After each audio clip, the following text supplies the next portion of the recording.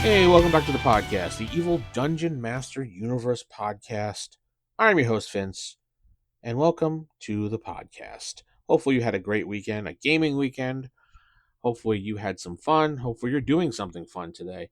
I know I will be recording a podcast later on with a special guest for tomorrow. We'll see how that goes. Hopefully, you'll enjoy that nice extra long episode with a co host. Other than that, theevildm.com is where you can go to my website and sign up for the newsletter so you can get all the information that I do right directly to your email box and never have to leave your email box ever. No, kidding.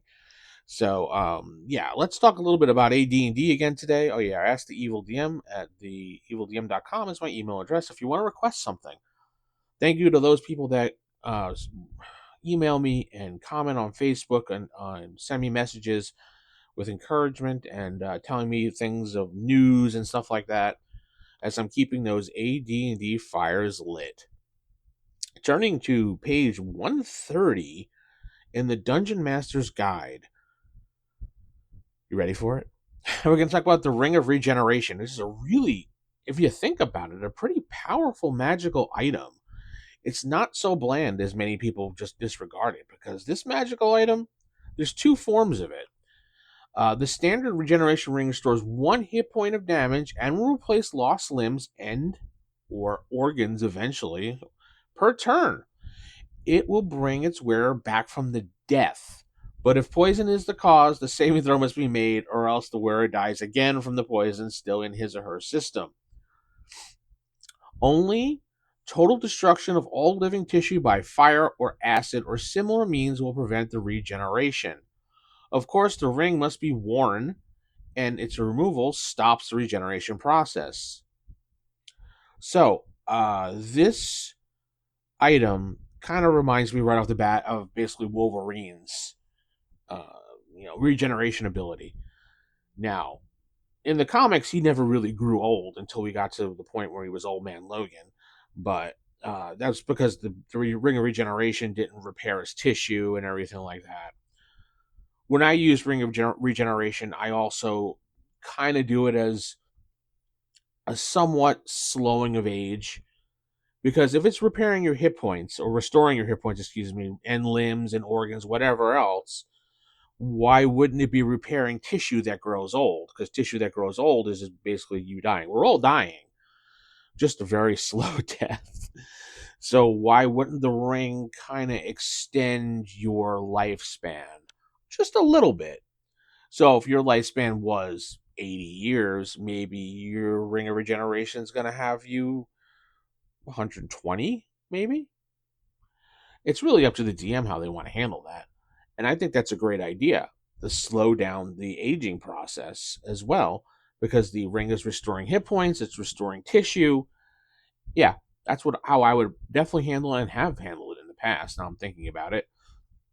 So I do like the fact that if you die by poison, you die, and then you get back again to regenerate, but you still have to do poison if you're still poisoned, and you die again, and then poison, and then die again.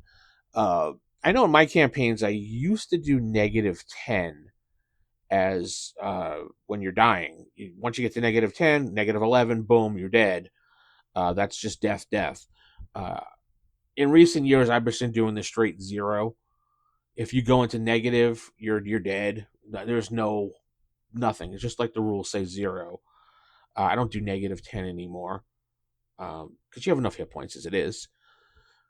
But yeah, -10 I don't do. Now the other form of this ring, and a lot of people confuse the two because this one's completely different.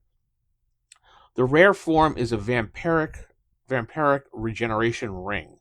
This ring bestows 1/2 of the value of hit points of damage the wearer inflicts upon opponents in hand-to-hand, melee, non-missile, non-spell combat immediately upon its wearer. Fractions dropped, of course. It does not otherwise cause regeneration or restore life, limb, or organs. That's where people get confused, thinking the Vampiric Ring does the same thing as the Ring of Regeneration, when it does not, in fact. To determine which type of ring is discovered, roll 1 to 90, Ring of Regeneration, 91 to 100, Vampiric Regeneration Ring. In no case can the wearer's hit points total exceed the initial generated. So when you're attacking in and damn, it's a perfect ring for a fighter, to be honest. And he puts this ring on his hand, and he gets back one half of the. So he does 10 points of damage. He gets back 5 hit points if he's damaged himself. So it's not like you can get temporary hit points put on top of your hit points for every time you attack. No, no, no. And I've had many people like kind of argue with that, but it says it right there. You cannot have more than initially generated. So if your fighter has 10 hit points and he's attacking, and his first attack, boom, hits 10 hit points, boom, he gets back 5. Well, he's not damaged, so he's not getting back anything.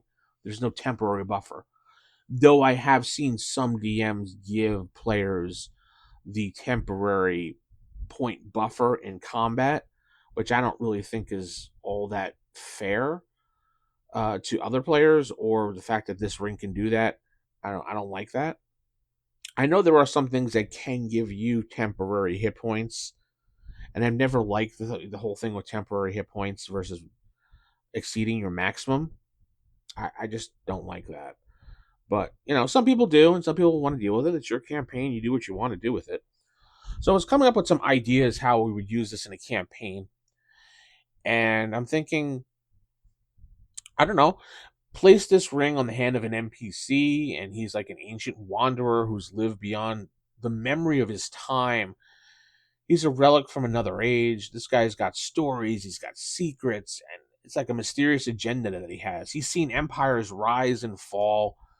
Now he's caught the wind of the party's deeds. Maybe he'll lend a hand, or maybe he's got eye on reclaiming lost power. Either way, he's trouble waiting to happen. So this NPC could be a person to help the party, or maybe he's going to use the party to get back what he lost. Maybe maybe he lost some family members. Maybe he lost the love of his life for some reason.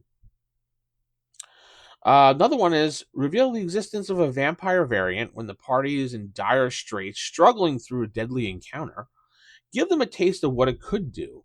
A villain wearing one, regenerating faster than they can deal damage. After a hard-fought victory, they find the ring on his cold, lifeless hand, blood still dripping from its band. But here is the kicker of this situation. Using it means taking the risk of turning it to something more monstrous than themselves. Let them choose power at a cost or safety with scars. That's how I'm kind of thinking you could probably use it. And a little story, because everybody always likes when I do a little story. So, the ancient vault creaks open, revealing a chamber that hasn't seen light in centuries. Dust swirls around you, disturbed by your presence. At the center, a pedestal stands, an ancient wood splintered and worn. Resting upon it is a ring, a silver band tarnished, yet a faint green glow pulses from within. The air around it hums with a strange warmth, as if it remembers the pulse of light, the throbbing of a heartbeat. Etched on the pedestal in a forgotten tongue, to the wearer it is to cheat death, but death cheats back. What do you do? So there's my little story for you today. Hopefully you enjoyed that. Tell me what you think about the Ring of Regeneration and the Vampiric Ring of Regeneration, how they are different, how you would use them in your campaign. With that said, I'm going to head out, so keep it original, keep it old school. Good night. God bless. Don't forget, keep those AD&D fires lit.